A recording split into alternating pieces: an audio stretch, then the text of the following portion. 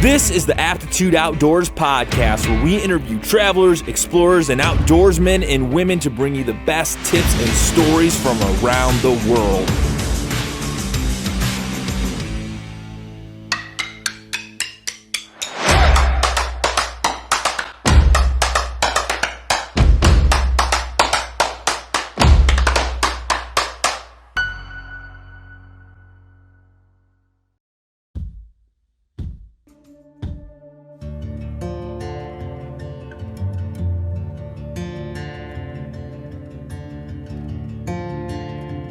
In the hill country of West Texas, there's a gathering of the most profound and rising voices in the outdoors industry, with the likes of the Impact Outdoors podcast, the Turner Rowland podcast, the Higher Call-In Wildlife podcast, and the Aptitude Outdoors podcast. This convocation is known as the Hunt, Fish Podcast Summit, where we come together and get after some wild turkey, discuss burgeoning issues in the outdoors world, and most importantly, have a hell of a good time. So pull up your boots, grab your guns, and let's get after it. Hey everybody, welcome back to the Aptitude Outdoors podcast. Before we get too far into things here, I just wanted to say the Hunt Fish Podcast Summit down in Texas has hands down been one of the most fun things I've ever experienced in my entire life. I'm still trying to figure out how the hell I got invited down there. Firstly, I want to thank Derek York of the Impact Outdoors podcast for putting this together, and I really want to thank everyone who was down there for being such awesome teachers and just incredibly patient with me on my first turkey hunting experience. And secondly, I'd like to give a shout out to our sponsors that without them, we couldn't have had this awesome event. So first up, there's Chicken Boy Lures, who arguably have the greatest backstory of all time, which you can check out for yourself at chickenboylures.com. It'll give you quite the laugh. Chicken Boy Lures have plenty of proven baits to choose from, including the Whippin' Chicken, the Bubba Clucker, and the Psycho Chicken, along with my favorite, the world-famous Chicken Shit Butt Sauce. Head over to chickenboylures.com and check that out for yourself. Up next, I want to give a shout out to Captain Experiences, where adventurers are able to search captainexperiences.com to find charter fishing trips that meet their criteria. They can compare and contrast them, book within seconds, and show up to the dock with a good understanding of who they're meeting and what they'll be doing. Guides can focus on fishing, knowing that Captain Experiences will take care of the rest. And last but not least, there's Saltwater Recon. By utilizing the latest technology and live, high-definition, interactive webcams, saltwaterrecon.com is the know-before-you-go resource for millions of people. Whether boating, fishing, or observing real-time coastal conditions, saltwaterrecon.com's array of HD cameras, combined with expert boating, fishing, and weather conditions, will give visitors the information needed to plan a safe and successful day on the water. I also want to thank the Double Draw Ranch for hosting us down there in Texas, Spot Stalker Guide Service, which is Derek's guide service down there in the Houston area. So if you're ever down there, you are definitely going to want to book a trip with him. Also want to thank the Vanessa House Beer Company for donating beer. And last but not least, 7 Day Addiction and Metro Emergency Upfitters. So with that, let's get into one of my favorite conversations of the trip, the Hunt Fish Podcast Roundtable, featuring Derek York, Turner and Hayden Rowland, Chester Moore, Lou Marullo, Todd Craighead, Addison Barnes, Jonathan Newar, Gene Hennigan, Tony Turner, and yours truly. First off, I just want to thank everybody for being here this weekend. This has been an awesome experience, having this Hunt Fish podcast event come to life here. Thanks to Gene Hennigan here at the Double Draw Ranch. Turkeys have been elusive. It's not been. It's not been for lack of trying. We've seen some, but yeah, we just wanted to kind of do a roundtable with everybody, and just let everybody share their experience with this, and hopefully this will grow bigger even next year, and we can get more people involved. And when I first started thinking about this probably a year ago, I was just trying to think, with the pandemic going on and everything, it's like, what can we do? I had met Paul about that time, and just wanting to grow our shows and do some networking with other people in the outdoor podcast world, because I'm super new to this, but we've got a lot of good connections and stuff we've made over the years, and networking is key to be successful. and this is a great opportunity for us to do that. So thank y'all again for coming. Yeah, I mean, we're just going to kind of, I guess, go around and just let everybody kind of say a few things, and I'm sure there's going to be, Lou's sitting over here. I know he's got a story already ready in his mind. But, yeah, it's been good. So who wants to go? Let's just go around the table. Yeah, there you go. Yeah, so first off, I want to say thank you, Derek, for putting this thing together. I don't know how the hell you pulled this off, but this is badass, man. I told Derek when I got here, I've not had this much fun in probably 5 years. Like, no joke. Like, I've done a lot of fun shit, but this is like the coolest thing. My first time turkey hunting, and yeah, I'm super stoked to meet all you guys. I know we've all chatted online in the past, but it's cool to be down here, especially coming from Ohio, man. It's like being on the moon. I'm absolutely stoked to be here and got some good stories. Like you said, we've seen turkeys, but they're being little shits. You ate your first crawfish last night? Yeah. Derek made the crawfish so damn hot. I'm still bleeding that out. It's good, though. He's a chef, cook. But yeah, man. Anybody else? Keep going. Let's go around. Yeah, well, my name is Addison Barnes. I work on Captain Experiences. My first time on a round table, I guess. Really, one of my first times on a podcast, which is great. Also, my first time turkey hunting. It's a world of first for me. But yeah, I'll pass it over to Turner to introduce himself. Yeah, I'm Turner from the Turner Rowland podcast. Came down here with really no expectations, and I've been blown out of the water. The turkey hunting is excellent. There are a lot of birds. Good hunting and better company. And I look forward to the direction that this round table goes. Hey, I'm Lou Marullo. I'm from New York. And Derek, thanks so much for putting this thing together. It's been a lot of fun. It really has. I have one question, though. I'd like to ask Gene here, our host here, that how much did you pay those guys to make those turkey sounds all morning? Because I never saw a turkey, but I heard a lot of them now. It's about $100 a speaker. I have them attached to trees throughout the ranch down in the draws to really make the appearance that there's a lot of birds. I'm going to tell you what, it worked, because I was on my alert all the time.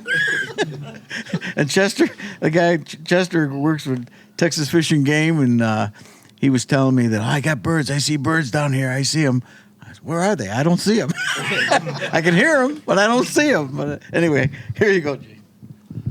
All right, I'm Gene Hennigan, I'm the owner of the Double Draw Ranch, and it's really a pleasure to be hosting these guys. I think I've made 9 new friends. There's 10 at the table. Derek's already a friend. We've fished together a lot and had a lot of good times over the years and supporting a lot of good groups and youth hunts and things like that. But like I said, this has really been neat to watch all these podcasts come together, and I've kind of sat in the background and just been a spectator, and I've learned a lot. And here's Mr. Chester. The rumor is I'm Chester Moore with Higher Calling Wildlife, and it's been a lot of fun. My love of turkey hunting was reawakened a few years ago, and really enjoyed being out here with everyone, and I really appreciate Derek putting this together, Gene hosting it, but everyone for being part of this, because I think what's starting here is a voice for outdoor podcasting. It's going to keep resonating out there, and of real outdoor lifestyle, real hunting, real fishing, blood, sweat, and tears, good, bad, and ugly. And that's what I like about this in the podcasting format. You can really share and put it all out there, and I'm seeing that. We hadn't killed a bird yet, but we've had a lot of laughs, had a lot of fun. And if you can be out there on that ranch and hear those gobbles and not have adrenaline going up and down your spine, quit. You may be dead already. I don't know. I'm Hayden, Rowland with the Turner Rowland podcast. Turner and I came down here, like you said, with no expectations, and it's been a phenomenal trip. The terrain is probably the coolest part for me. I've never really been in like a desert dry environment like this. Turkeys are cool. Never really seen the Rios, so hopefully we can put one on the ground this afternoon. I'm Todd Craighead, and I really don't know why I'm here. I don't have a podcast. I'm an old guy. But anyway, It's all about Scooter. That's right. It was really about bringing Scooter down here, and I was just his taxi. But no, I work in Oklahoma with the Oklahoma Department of Wildlife, and I've been in the outdoor television industry and a host for a quarter of a century now. Just keeping the outdoors relevant continually becomes a bigger challenge for us. And promoting the outdoors through podcasting is really, I think, the new way to keep the outdoors relevant to a myriad of different generations, from the youngest kids in high school to Lou and me. Yeah, Lou and Gene and me, the older kids here, are, it's a universal platform that has relevancy to so many different demographics, and I'm really excited to have my eyes open to it and to play a small part in the weekend.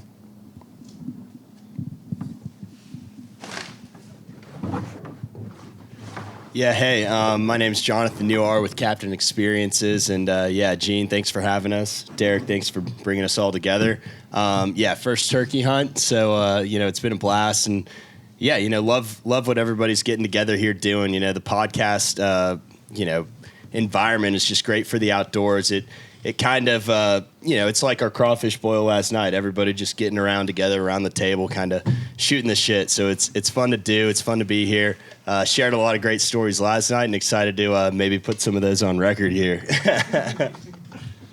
Yeah, thanks, Jonathan. And that's been, I think, the cool. Me and Gene talked about. He's brought the point up. He's like, how did you get so many people from all across the United States that just kind of gel together, get along and really, appreciate each other and stuff. And it's like, I don't know. I just, me talked about this with Chester for a while, and he immediately thought of Lou, and I thought of Todd and with Turner, and then just brought in and thank Jonathan and Addison for helping sponsor the event. We couldn't have done it without the sponsors with the Captain Experiences, Saltwater Recon.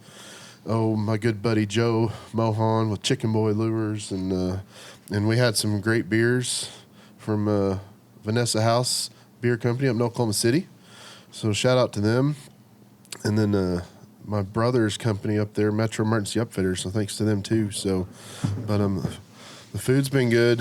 I think we're doing some big old burgers tonight on the grill. So, but yeah, I think I'm excited to see where this goes. This is a really unique opportunity, and who knows where it's going to go.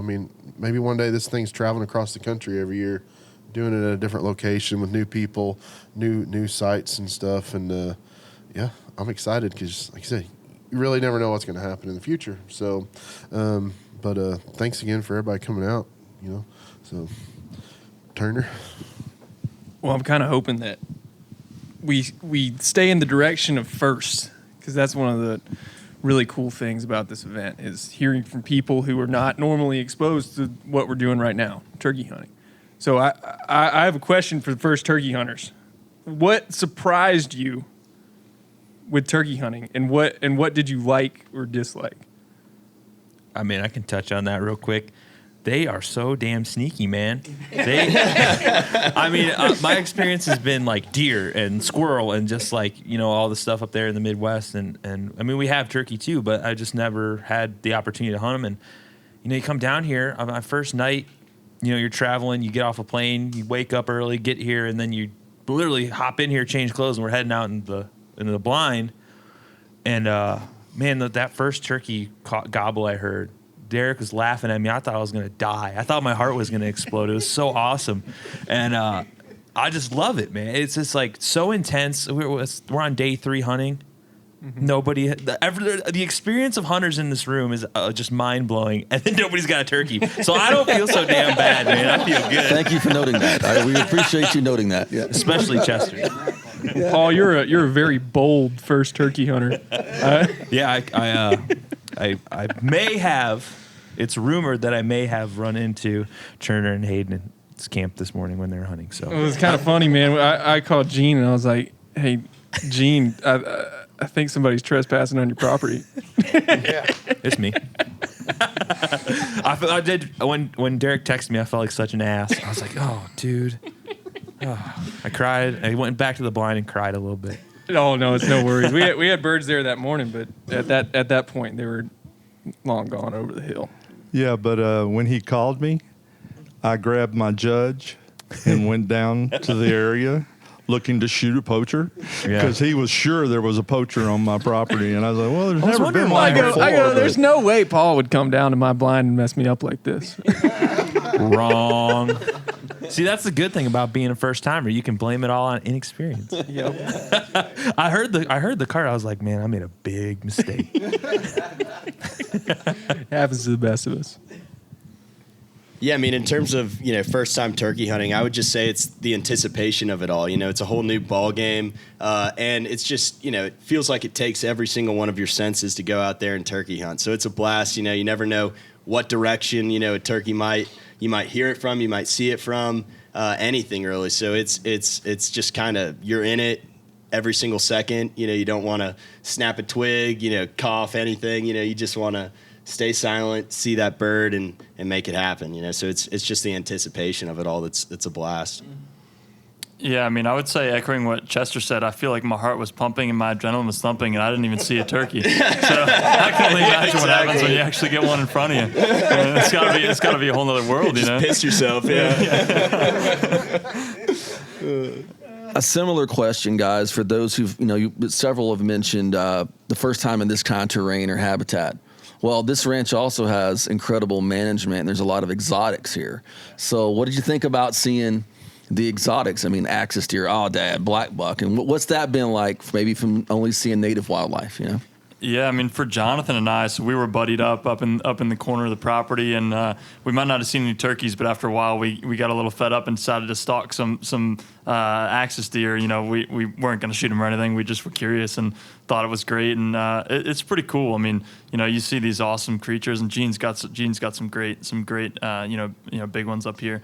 So it's pretty cool. It's fun to see. Yeah, it was fun to kind of stalk them, and we just kind of sat down on a log for about 5 minutes straight and just kind of watched them. There's a big group of them up there, and so it was just really cool to see them just kind of doing their thing. And then they got a little privy of us and kind of moved on. But it was it was great to just kind of be there and their environment and just kind of watch and listen and all that. It was really cool.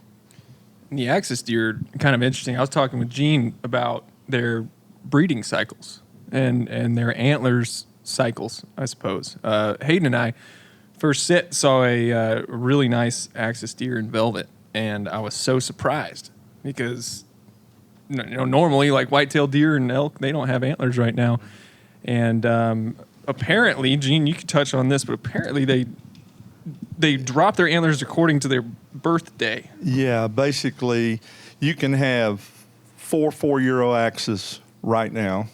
One of them can have just dropped his horns. One can be just growing, is starting to break out with his horns. One can be in full-blown velvet like y'all saw, and one can be in hard horn all at the same time. Their whole life cycle is based on when they're born, so they breed year-round, every 8 months. Okay, so the native whitetail, are once a year. So axis are kind of actually taking over in Texas because you're getting 3 babies on the ground every 2 years versus 2 whitetails on the ground every year. And we also have black buck, and they also are from India, and they do the same thing. They breed every 8 months. We've got other stuff like fallow. The fallow are pretty much right in sync with the whitetails. They'll drop their horns right around the end of March. They'll start growing in April. They'll be hard horn in the winter when we're hunting whitetails, and then they'll drop their horns in March again.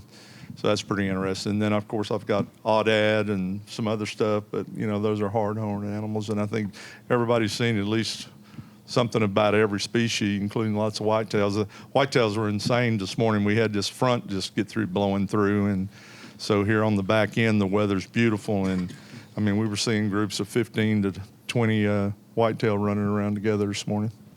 Now, those axis deer, is that cycle because they're in Texas away from their native habitat, or is that a natural thing that they do in India where they're from? Yeah, it's a natural breeding cycle. Very interesting. Yeah, it didn't change. And, I'll say one thing about exotics because we were talking the other day about some people that had tried to ban certain exotics in the U.S., saying they were going extinct. Because of exotic ranchers like me, there are more exotics now than there ever was. Okay, a lot of them have gone extinct in their native lands or being restocked by Texas ranches. We're sending breeding pairs back to those places where they can re-inhabit those parts of the country. And it's just a passion. You enjoy all these different kinds of animals and everything. We can hunt them year round because they're not native. That makes it pretty unique and helps us be able to hunt year round.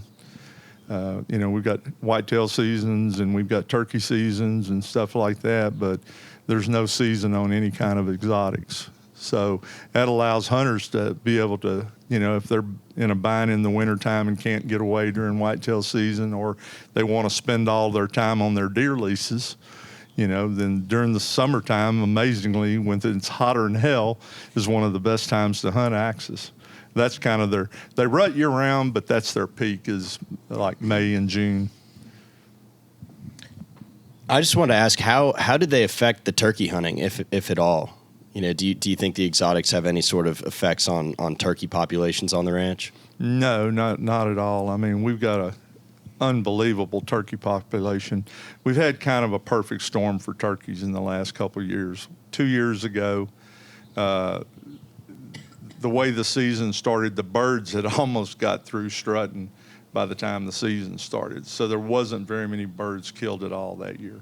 Well, last year with COVID going on, I canceled all the turkey hunts but one because I had 8 guys that had been coming for a long time, and the average age of the hunters was 76. So wow. They were pretty safe. Their wives had them sequestered. And they even had a hard time getting permission to even travel to get out here to the ranch. So there was only one bird kill last year. So we essentially have had a couple of years of population growth without really taking any of the animals. And during the winter hunts, I've got videos of 50 to 75 birds coming through, flocks with 9 or 10 jakes running with 3 or 4 gobblers behind them.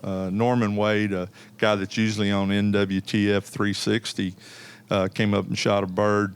And he said, man, I was on the east fence line, and there were 5 jakes across the fence pounding the fence trying to get at that gobbler, and he's just walking down the fence line saying, you stupid bird, you know you can fly. That's awesome. Yeah, and last night I was out there, and when I got here, I had Derek and Todd with me out in the blind, just kind of like coaching me. I had no idea what I'm doing. So yesterday I kind of spread my wings a little bit, headed out, and Todd took off. And it was so awesome. I was on the far corner of the property, and just like that was the first time I actually just saw the turkey just moving around.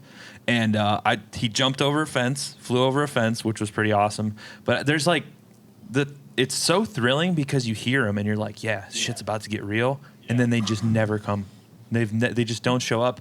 So it's like it's such a cool experience because it's just not like anything I've ever done. I'm just having so much fun. So like for the more experienced hunters, I guess I have a question. Like, is it always like this, or is it just because it's the end of the season kind of? Is it just always a? Well, I'll tell you my experience. Okay, you haven't seen anything yet. You haven't seen anything yet because when you you're not hunting the bird. The bird is hunting you. Yeah. And that's what's so fun about this. I mean, you can't call too much because then you're going to screw it up for yourself. So you got to kind of know when to call and when to stop so he's looking for you. If you call all the time, then he knows right where you are and he's going to shut up. He's just going to walk in silent and he's going to surprise you. Mm-hmm. And then when he's right behind you, he's going to go right behind you, and you're going to jump a mile, and he's going to run away. So, I mean, that's part of it all. That's part of the excitement. When you hear the gobble, and he's closer, and he gobbles, you know he's coming. Oh, man, that's when your heart really starts blowing out of your chest. That's when it's a lot of fun. It's a blast. And we did hear a lot of birds here. We heard tons of birds. They just were too smart for all of us, I guess. I don't know. I think the birds really just knew we were doing this roundtable, and they didn't want to give us something to talk about. So they were like, we'll make them struggle for an hour, and then we'll come this afternoon. You're right, Addison, because there's been about 9 or 10 gobblers killed in the last few weeks, including by a 15-year-old girl that had never shot one before. Is that a burn, Gene? Is that a burn on us? I think Gene's saying that I'm not as good as a 15-year-old girl because I also haven't killed a gobbler. So Here. And for me, to answer your question, Paul, the most exciting part for me is the communication with the animal. Like my two favorite things are elk hunting and turkey hunting, both because you establish this connection with the animal, and it's more of a connection than just spot and stalk. Like with mule deer, it almost makes you feel a part of the environment, like you're giving something. Mm-hmm. And you have this communication with the animal, and it's what makes turkeys a magical bird, is the communication that you have with it. Yeah. It's thrilling, man. I've never experienced anything like that. I was telling, like in Ohio, we have like the number one roller coaster park in the world. And like that shit's for the birds, man. This is like 10 times more thrilling than that ever. Yeah, there's a little bit of that in waterfowl hunting, of course. I do a lot of waterfowl hunting, but a different level with turkey. I mean, you see some mallards or hear them, you try to call them in, they come in or whether they don't. Turkeys will play games for hours or days with you, it seems like. But in a bigger picture of turkeys is the fact that as a wildlife journalist, they're, to me, like the ultimate American bird, right? I mean, we have the story of Ben Franklin wanting to use a turkey as the American symbol. And I totally dig that, by the way, but I can't see the screaming eagle not being a little more intimidating than the gobbling turkey coming against the enemies of America. But it's the idea that there's this incredible bird with an incredible, successful conservation story, and we're getting to hunt them and celebrate this and tell other people about this. And you guys sharing your experiences and passions like you just did about the bird hunting you, and man, he's comparing it to elk hunting, which every big game hunter in North America. Oh, yeah. I love turkey hunting, but I want to do it more because of what I'm hearing you guys talk about. I'm like, it's that good? I mean, really? Awesome. Now, we haven't killed a bird yet, but it's really awesome. And that's the thing. It keeps you coming back, They keep you coming back. Well, I think part of my favorite experience so far with everything going on, I mean, everybody's from all over the place. And, like, I came here nervous because I'm like, these people are going to think I'm an idiot, which they probably still do, but not because of your turkey hunting skills. Yeah, that 15-year-old girl thinks you're an idiot. Yeah. It's we're just switching the why I'm an idiot. But yeah, everybody's been so helpful though. Like, I'm just coming, I have no idea what I'm doing. Like, Todd could have been out there shooting a bird this whole time without me, but he's been like a guide. Like, I've asked him probably 2,000 times more questions than you want to know. Our whole day out there, I'm just like, hey, what's that? Why does it do this? What's going on? And he's probably just sitting there like, will this dude ever shut up? Like, it's... Well, you thought I was helping you spread your wings and experience a little bit. I just needed some freaking time away from you. Golly. I can't blame you. What's that? Who's that? What do we do now? I mean, you talk about 15-year-old girl.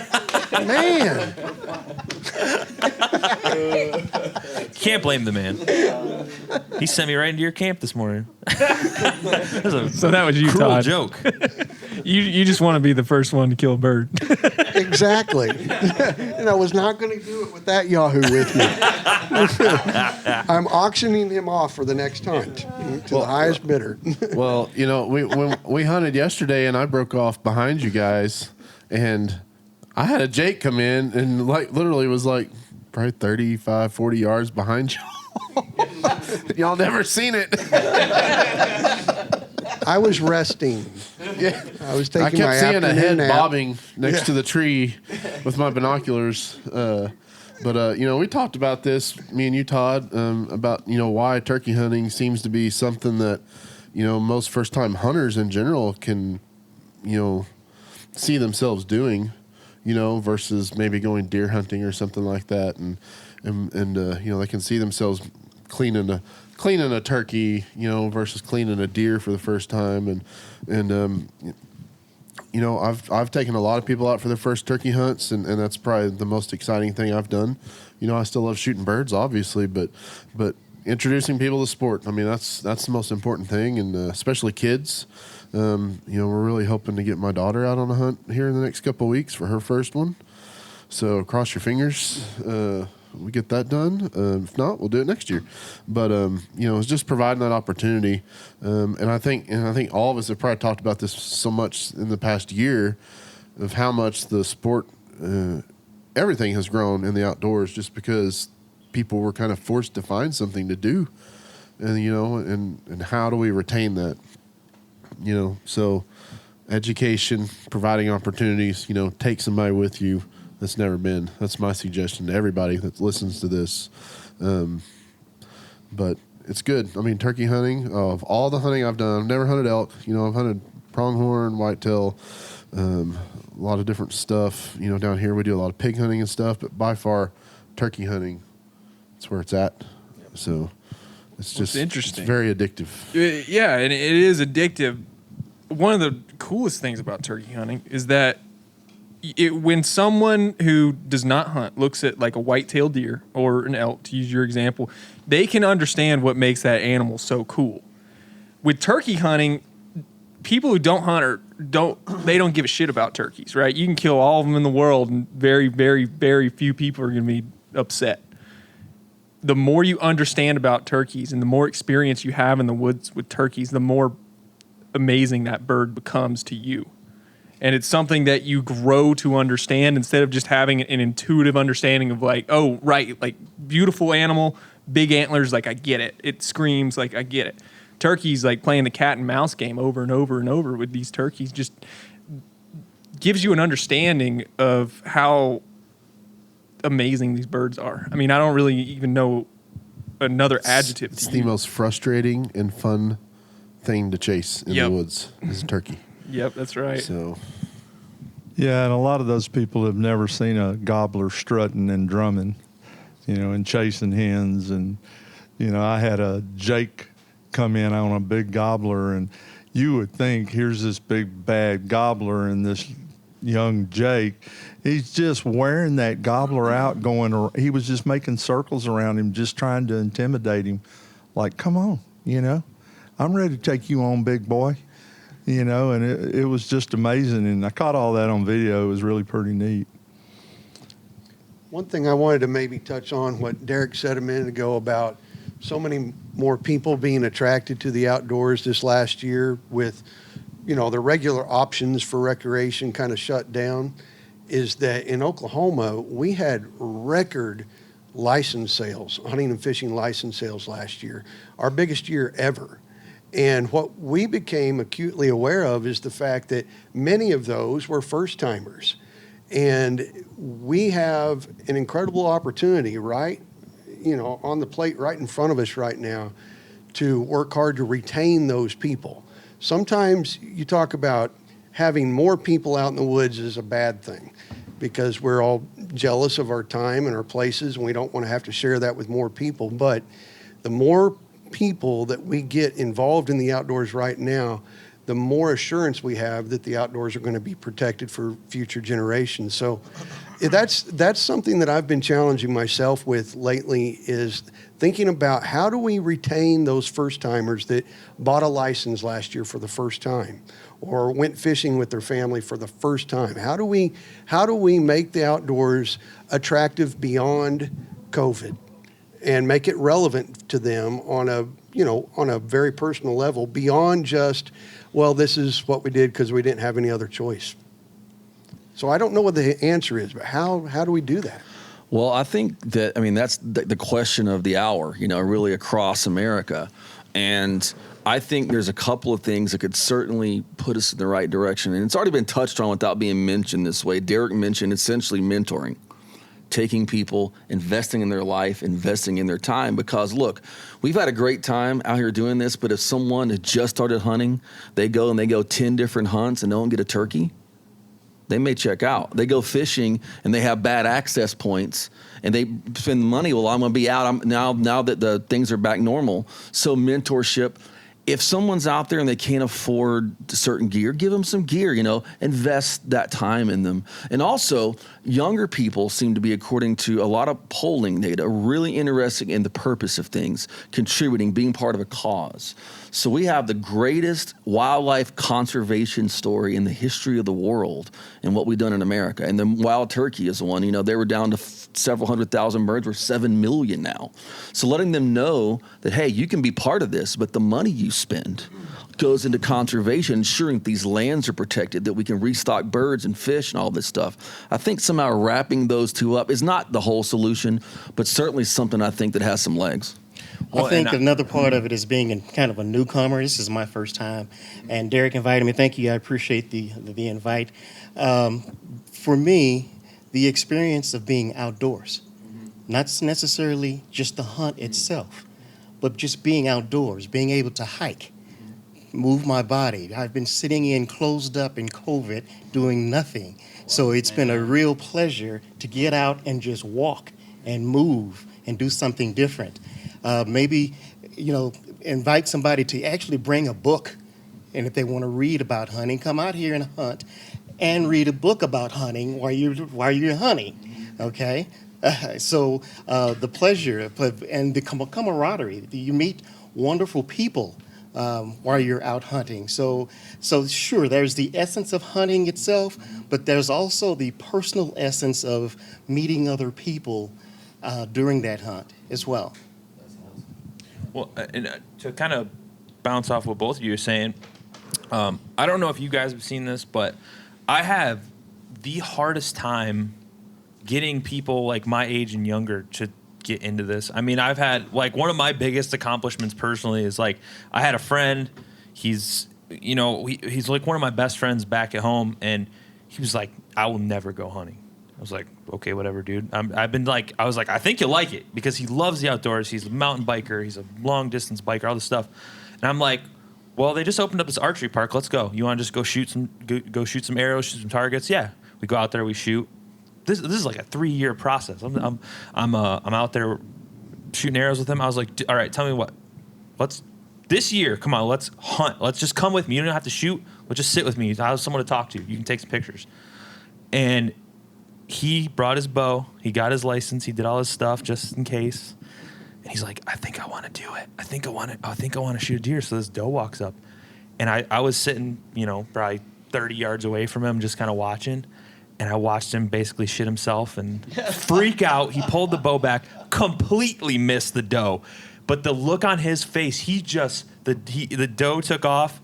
He came running to me. He dropped his bow and ran over to me. He's like, "Did you see that?" And I was like, that is one of the greatest moments of my life, because he went from absolutely being against it and just like slowly over time working with this one dude. I mean, I still barely know what the hell I'm doing, but it was great to just see somebody share that, because I did it myself. I had a buddy kind of take me once or twice, but I've been out there on my own ever since. I don't know if you guys had a similar view on that. It's just harder to get people my age and younger out there. I don't know if it's a regional thing or whatever, but it's hard. It's hard. Yeah, I mean, I think one of the things that Jonathan and I talk about all the time with Captain Experiences is we're focused more on the fishing side, but I think it can be really intimidating for people to get out there, not only because they don't know what's going on, they don't know how to do it, but they don't have the gear, they don't have the know-how of where to go, and so all this things wrapped together means I don't even know where to get started. And so I think, a lot of us around the table, I'm sure, are fortunate enough to have grown up with some of this stuff, but if you don't, then you don't really know. I've never been turkey hunting. If I didn't know Derek and get invited to this place, I don't know, maybe I don't get out there, maybe I don't know where to go or something like that. And I think that's what we're trying to do with Captain Experiences as well, as on the fishing side, make sure you get people out there, because we make it as easy as possible, and then they go out with great guides like Derek and, who provide all the gear and tell you the know-how and just teach you in a really comfortable way and say, "Hey, it's no big deal if you don't know what this species is or what this technique is. Let's just show you what's going on." Yeah, I mean, I was going to say, Derek does a lot of great work with Coastal Brigade and, Gene, you have this amazing property and everything. And, those are two great examples of how much effort that it does take to get a lot of people into the sport and into the space. But there's also a lot less formal stuff that you can do, We've all been talking about, how it's our first time this weekend. And, a lot of people around this table have been, quote unquote guides to us, this weekend, on this trip. So you don't need to be a professional guide. You don't need to have your guiding license to be a guide to somebody to get them outdoors. And so I just think that's a huge point, whether it's, your buddy, lending him your shotgun, that sort of stuff. It's all about getting people outdoors, whether it's, a formal storefront or, just grabbing your buddy. Yeah, one of the things that Derek and me do is we work with other organizations like the NWTF and the Mule Deer Foundation, and I donate hunts for them to have a essay contest for youth. Yeah. So the kids have to write just a one-page letter saying why they, like the NWTF, the Mule Deer Foundation, Coastal Brigades, whatever the organization is, and why they would like to come, harvest a deer on the Double Draw Ranch. Well, we've had tons of kids come out here that had never hunted before. A few that had, but I mean that this was the first time that they had ever gotten out, and it's just been a blast for us and really fulfilling to sit down with these kids and teach them how to really shoot a gun, because it was kind of funny. My brother-in-law passed away last year. Me and him would always work with these kids, and they don't listen to their parents. I didn't. Yeah. It's like, but Reggie or me would sit down with these kids at the bench out there shooting, making sure they could, hit a target at 100 yards. And, we just quietly and, talk to them and, kind of go through the, motions and explain to them how to breathe, and just, when your stillest is when you exhale, and, Daddy's saying, pull the trigger. Don't pull the trigger, squeeze the trigger, and these kids are, hitting, and then you get them out in the field. And I had this little girl last year, and she literally had tears just rolling down her cheeks when I was trying to get her to shoot this hog. And I mean, it took her 20 minutes at least. And finally she said, will you help me? So sure. So I kind of made her believe that I was helping her. I kind of put my hands on her and kind of said, okay, I'm going to count to 3, squeeze the trigger. And, she ended up shooting that hog, and man, you could not wipe the grin off her face. She was ecstatic. And then 2 hunts later, she took a nice spike. So, I mean, it was just, those are memories of a lifetime for me. Seeing these kids come out here and harvest animals and everything and get into the hunting industry. Yeah. And let's see real quick. I got chills when you said essay contest. All right. Because when I was a senior in high school, my girlfriend, who's now my wife, her mom clipped out a little thing about an essay contest Texas Parks and Wildlife were having. And you won a lifetime combo hunting and fishing license. You wrote about hunting and what it meant to you. And I wrote about hunting and conservation, won it, started my career. And that's literally how I started my career that I've been doing for the last 29 years. So I salute you guys for doing that, because I'm living proof that something like a chance to contribute and win something like that, it may not end up being a career like I have as a journalist, but that may be the springboard for a lifetime of hunting or fishing. So thank you guys. Tell us about Tom. Yeah, we had one in particular that I had sent to Gene, for the contest through our NWTF chapter, and I'm gonna make sure Tommy listens to this. But call little big Tommy Johnson. He I don't even remember how old he was. He's 15. He's 15, about 8 foot tall, 4 feet and wide. I heard so much about. I wasn't here when that trip happened, but I heard so much about him, his father, Big Tommy Sr., and Reggie all in a blind together. And I remember Reggie would just be like, we got in there, we tried to shut that door, we couldn't shut that door. And I just told Tommy, I said, breathe in as much as you can and slam the door shut. But man, Tommy is a shining example. I met him probably back in, good gosh, that was at one of the brigades camps that me and my wife worked at, the Bass Brigade at the time, and that was 2012, 2013 maybe. And I remember Tommy, he was pretty green to a lot of what we were doing. He'd fished and stuff before and done some hunting, I guess, but he borrowed my waders because I got pretty big feet, okay? So he wore 15s, and so I was like, you can borrow my waders. First thing he does, he goes out there and falls down in the creek. And my waders, I believe, this was 2021, so 6 years, and they're still freaking wet. So, but Tommy just has turned into a young man. I mean, he's getting ready to graduate college here like next week, I think. But he's, just a shining example. Yeah, I mean, he's doing all these things now. He just got posted on the Parks and Wildlife Angler Education page is, one of the examples of the people that are helping, teach fishing to people all across the state now.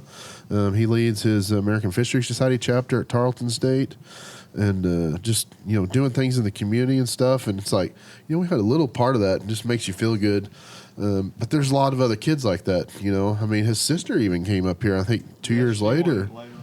So, you know, working with the brigades and things like that, where we're trying to, you know, not mold these kids into being biologists or game wardens or anything like that. We don't care if they do that, but we want them to have a general knowledge about conservation, why it's important, but also teaching them how to talk to people. You know, that's probably the coolest thing about that whole program is being able to get up and speak to people, because we all know, I mean, nobody, you know, there's not much face-to-face these days, and most people can say all they want on a keyboard, but when they got to get up in front and give a talk in front of a room and stuff, I mean, it's tough, you know, and we're allowing these kids to kind of grow and develop that skill, and we've been doing it for over 10 years now, and it's awesome seeing these kids, you know, grow into what they're at now in their careers and stuff. So, you know, making an impact on the kids is definitely, it's rewarding, but, you know,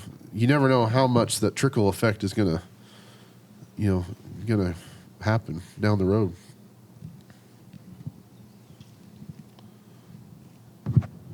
I got something. So one of my favorite things has been taking friends hunting that have never been hunting before, and fortunately, I've had a lot of success doing that. I got one of my best friends to kill 2 birds, another buddy to kill a bird, and then another one of my friends killed a really nice mature whitetail on his first deer hunt. The problem is that they don't really have anywhere to go from there. Like in the South, most of the land is private. In Texas, most of the land is private.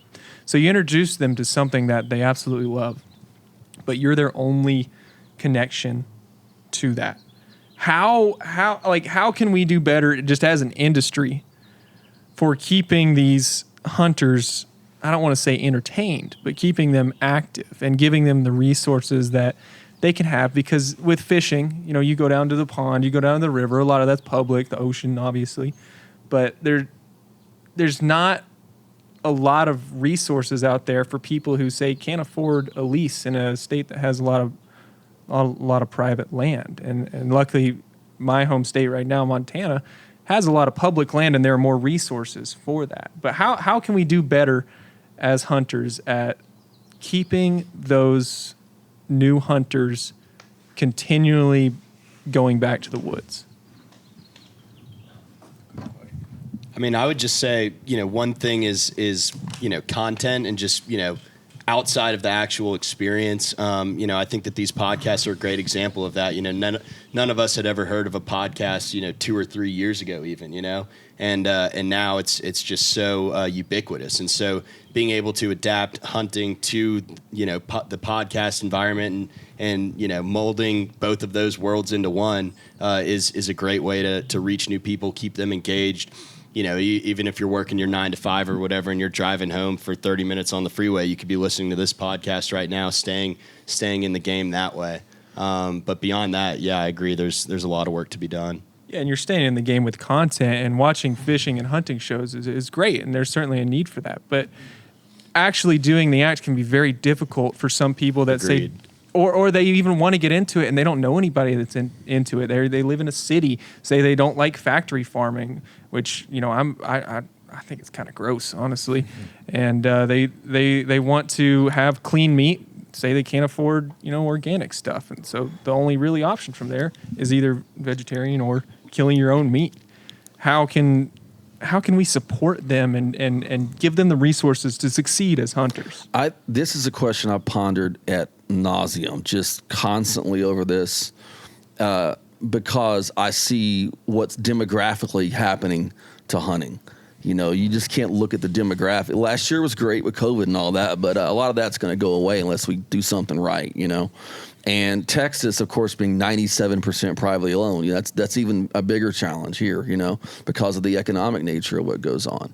So I think it's going to come down to, do we as hunters really believe personally in getting people involved, and what are we willing to do to help those people? If we have a deer lease where we can kill 4 deer, maybe we give 2 every year, and let somebody come as a guest and try to make those sacrifices and invest that way. And at the industry level, I mean, there's a lot of great things at the industry, but there's also plenty of people in the industry that are just worried about getting their next member of the Big Five. And that's great, but it's not helping, Johnny Lunchbucket over here who wants to go off his factory job and say, hey man, I really want to get back into deer hunting. So I think that at the industry level, maybe investing in some, I'm not saying legislation, but working with some of these fish and game departments to open up some more lands and things like that. And I know like Texas is doing more on some state park hunts over the year, different states and things like that, opening those things up. And maybe even some kind of a screening process. Like when I was out at a public area for bighorns doing photography in Texas, there's only like one public raffled bighorn tag a year, and the guy who won it that year had already paid for his Mexico hunt and was going to shoot like a Marco Polo sheep. That's wonderful. I'm glad for him, but I'd rather that tag have went to someone who could never dream of sheep hunting than someone who could afford it, So I think it's a short way of saying that we're all going to have to put our money where our mouth is at some level, and make some kind of sacrifice. Is money the problem though? Huh? Is money the problem? No, I meant money where our mouth is. I meant our time, our energy, our efforts, and maybe some of our money. I think economically in some places, but I also think it's a matter of when we have a good place to hunt, a good thing to do, we want to hold it all to ourselves. It's just natural.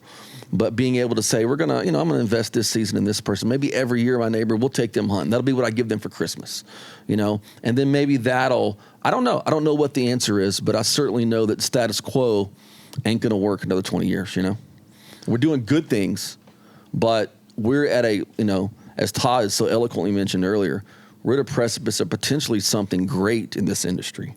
And then taking that with, visionary landowners like we have here who manage their lands and all the great people work in fish and game departments and put all our heads together and say, hey, what can we do all sacrificially to make sure some of these people can get into the game and find out a way and let them know you don't have to kill a Boone and Crockett deer. Don't because, you can go on YouTube, everybody shoots records. That's wonderful. Let them know that it's okay to just shoot does. And I think the people like you're talking about that want to go out maybe, because I have my friend Jennifer here in Texas, got into hunting for health purposes because of some health issues and the GMOs and stuff are messing her up. So she's hunting whitetails now. She had the exact same problem. That's where I started getting in this conversation, is talking to her. So I think it all requires some kind of a sacrifice and using our creativity and how to personally mentor and stay engaged in people at an industry level, department level, and at a human level. I wanted to just piggyback onto that. And the sacrifice, many times I don't really take into account how big of a commitment the sacrifice is to mentor somebody. Mentoring is not taking one person out one time. That does not turn them into a hunter. And I think that it's going to take... I'm not going to be able to produce and mentor hundreds and hundreds of new hunters over my lifetime if I'm going to do it correctly.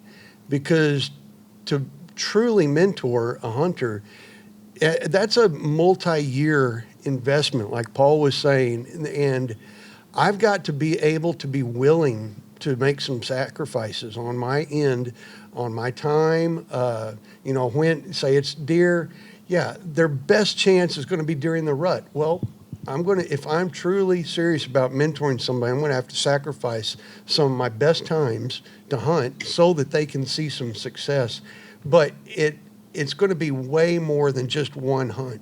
I don't know the statistics, but in advertising, they talk about billboards and how many times you have to drive by a billboard before you're even consciously aware what the message is. You've read that billboard 100 times going to work and back and forth to the office, and then eventually, after a certain number of times, it sinks in and you realize, oh, that's a car dealership down the road or something like that. So in order to make things stick, and that my point or comparing that is that it's going to take multiple times taking the same person out. In Oklahoma, we do fishing clinics, and for a long time, we were all about the numbers. Oh, we pumped 4,000 kids through our fishing clinics programs this year. Hooray for us. Great. Look how many new anglers that we are pumping out into the system. Nope. No, taking them to one fishing clinic and they caught one bluegill doesn't turn them into an angler. And so we have hit the brakes on that a little bit, and we're refocusing and realizing we need to do a little better job at what we consider to be mentoring and what we do about that. And taking a person one time isn't going to cut it. It's going to be a long-term commitment on the grassroots level by individuals taking individuals many, many times. I think going a little different route is, a lot of people, we've got 50 states in this country, and most of the TV shows and YouTube stuff you see are in places like Texas, Montana, out in the West. Oklahoma is more relevant now than ever before on producing, big whitetail and things like this. And then, you think of places like New York, where Lou's from. I don't really think of New York as a hunting state. I just had Erin Merrill from Drury Outdoors. She's in Maine, and she was telling me all kinds of stuff about the laws and regulations up there. It just blew me away. But what are some of your experiences hunting in New York? Typically, what opportunities are there up there, for people? Fortunately, in New York State, there's a lot of land that's available to hunters. First of all, some people lease property, obviously, because it's a hot spot for deer, and they want to quality manage the deer, and that's okay. That's great. But there's an awful lot of spots where farmers might be out there in the field and you just ask him if you can hunt his property.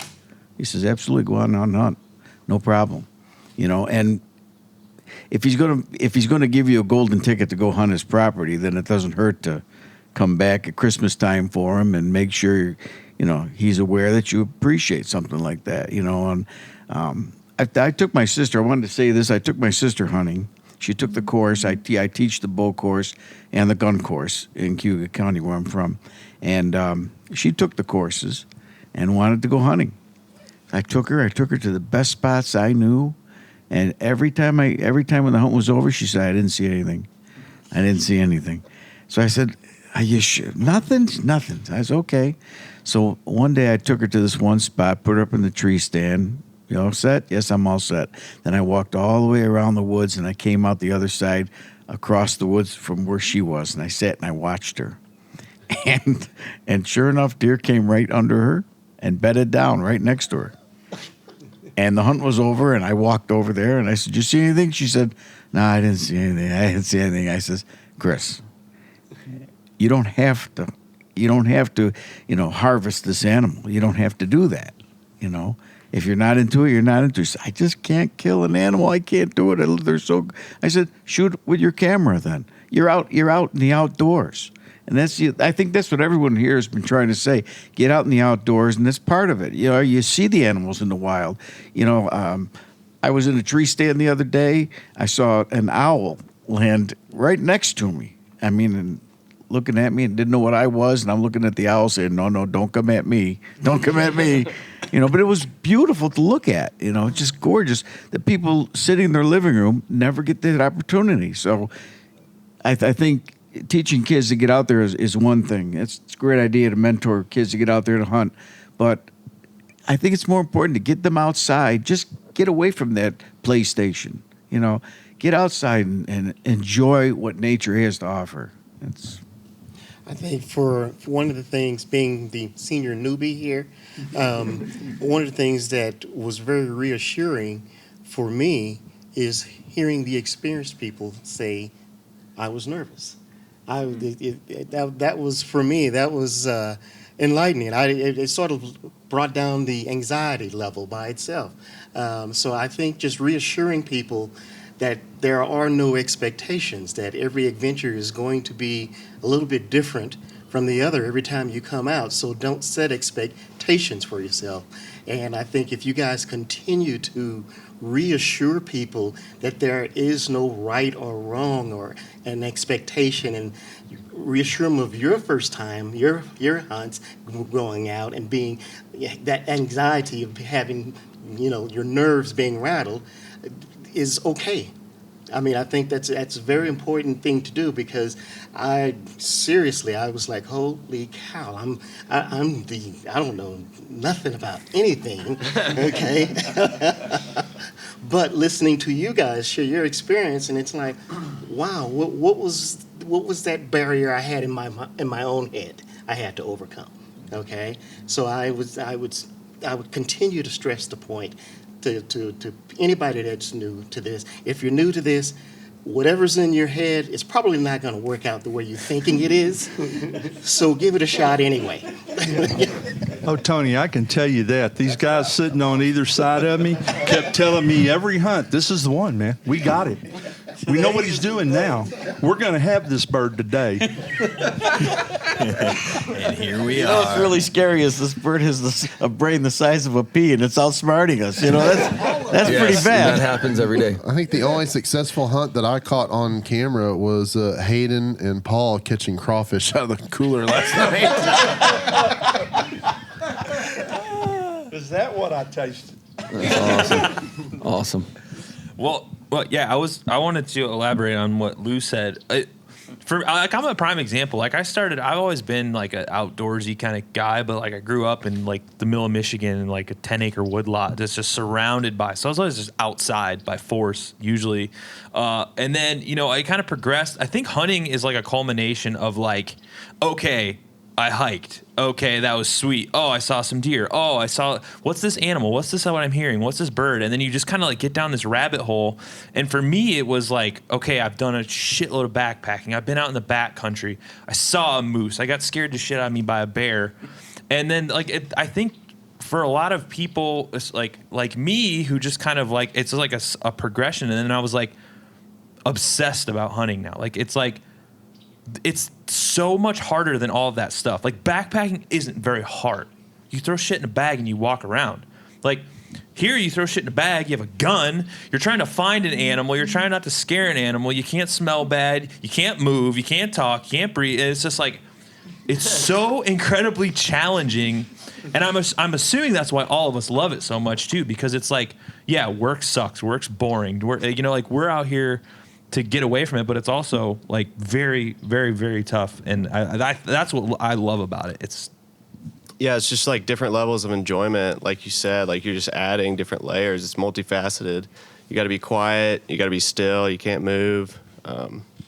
That's why I love it so much. And the mentorship thing, there's like a dichotomy between like wanting to get these people outside, but then also like not wanting to share your spots. And Turner and I, we kind of struggle with this, having so much public land in Montana, is that, we spend our time finding these spots. But, we got a guy who gave us some turkey spots this year. And if you can find somebody like that, that's the best way that I know to get into it is to find somebody that knows a lot more than you, and to see if you can pick their brain, and get out there and like if you enjoy hiking, see if you can sit still with a gun and then call and then see if you can kill it. And it's just like my favorite part about hunting is just putting meat on the table. Like, yeah, you can get hardware, but at the end of the day, you're getting non-GMO food. That it's the healthiest meat that you can eat. Yeah, and on that same kind of front, from the new hunter's perspective, there has to be some sort of trust established with this relationship of a mentor. And I firmly believe that a relationship can never be one-sided. There has to be something that the new hunter can give to their mentor. What are some ways that a new hunter can contribute to the mentor to make the mentor say, you know what, he's a guy or a girl that I would want to take out again? Money. No. It's got a guided trip. That's good, though. One thing along the lines of that is Turner has pretty much been my mentor with hunting. And I know that speaking through him, that him taking me out makes him enjoy the outdoors a lot more. So, you can the newcomer can give back to the mentor by giving them those newbie excitements that they experienced so long ago when they first got into it. But you guys are brothers, right? You're brothers. Mm-hmm. So really, if you get the animal that he's mentored you to get, right? You get that animal, and he was looking at that same animal. Are you still happy about that, Turner? Yeah. I mean, I am, especially when it comes to first. I mean, there was I killed my first Merriam's the other weekend, and it was just a situation where Hayden just couldn't get to the birds. He just couldn't get to them. But taking him duck hunting and seeing him have his first experience in a Western duck hunt, which is an absolute hidden gem, was really exciting. And got to be with Hayden for his first turkey, and that was absolutely incredible. And then this year we're going to try to get him a mule deer, but I may be the exception, and I'd like to hear from you guys as well. But getting someone their first animal, either it's a different subspecies, something they're trying to do, gets me more excited than doing it over again. Do you guys agree with that? So one thing that Addison and I hear all the time from our guides, with Captain Experiences is we try to interview our guides and, not just ask them, what are the X's and O's of your trips, 4 hour, 6 hour trip.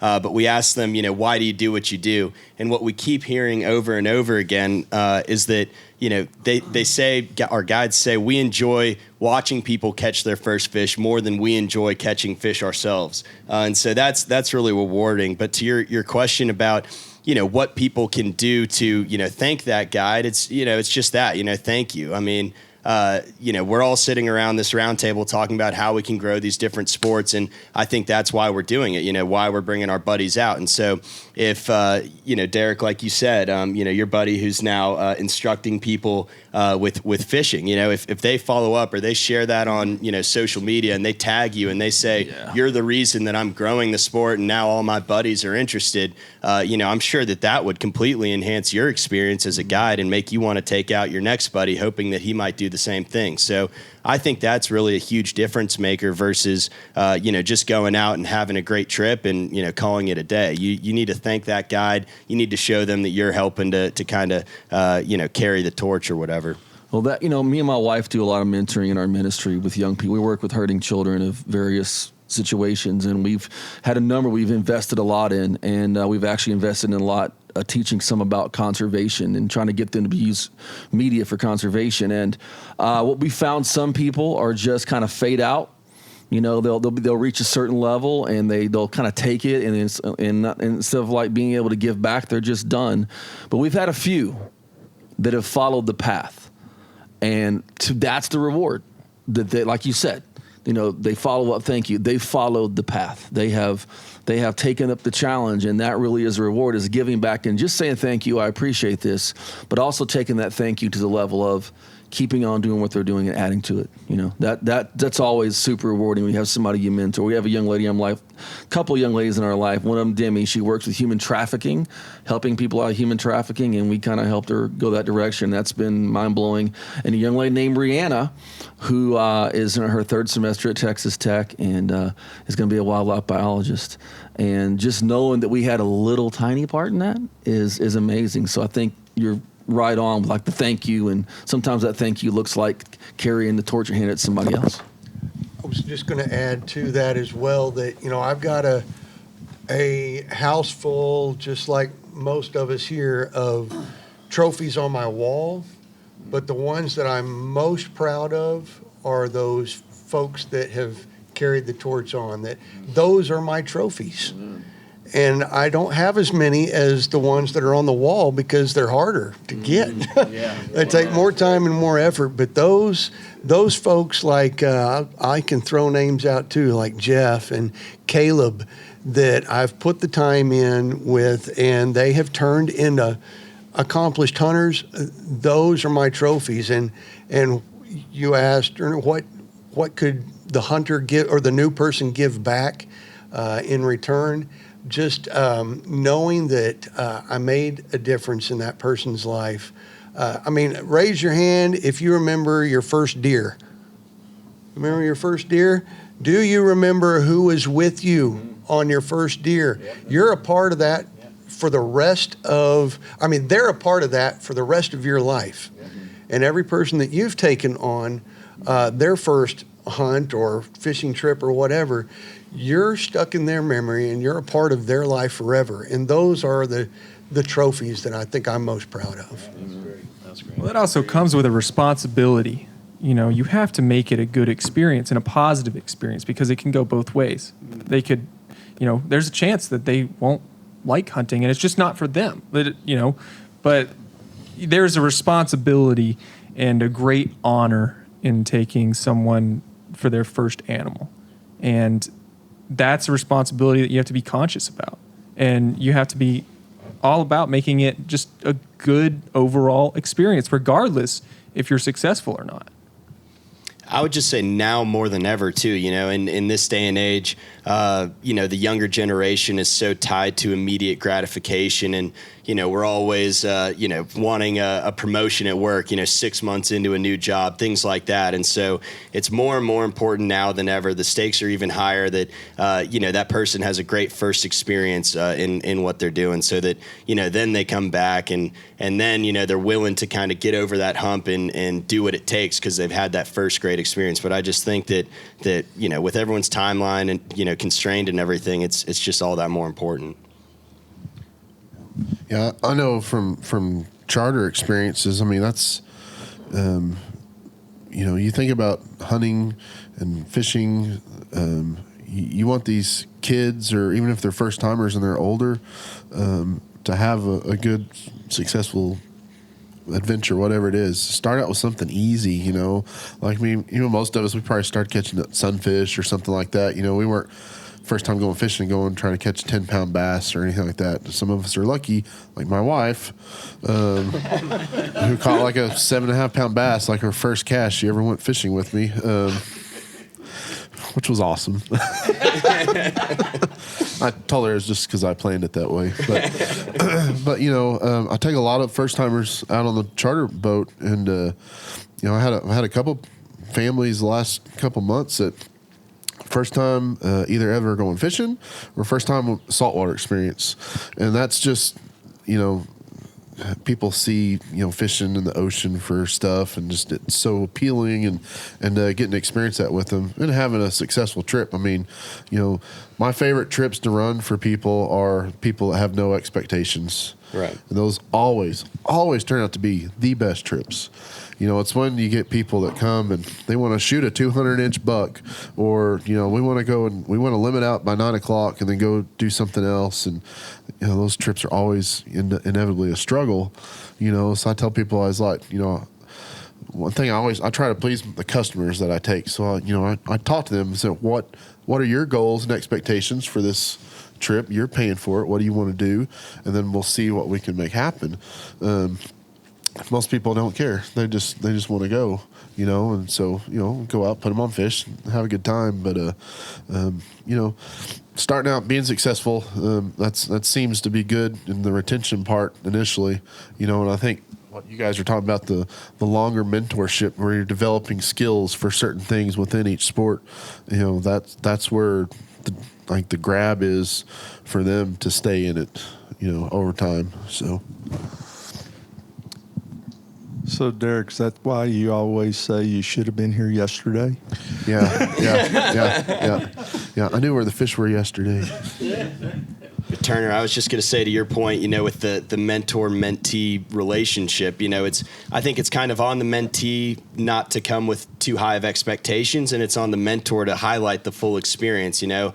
Like one thing that we always hear on our trips is, you know, a lot of guides can't put themselves in the mentee's shoes and be able to realize that it's really exciting for them to, you know, catch a shark or a gaff top or something like that. You know, the guide is focused on these, you know, game fish species when really a lot of people are just as excited to catch that other fish and, you know, have that picture. And so it's not the same experience for them if the guide is like, oh, that's not the fish we were looking for, you know. And so I think there's some of that too. Well, that can ruin a trip for a first timer. And this is something that I'm a huge advocate for encouraging new hunters. And it infuriates me when a new hunter, say, goes and kills a spike buck, right? And you see on social media comments, "Oh, that's a tiny deer, like ridiculous. That's not anything compared to the deer I've killed." Yeah. So what? Yeah. So what? It's about what it means to them.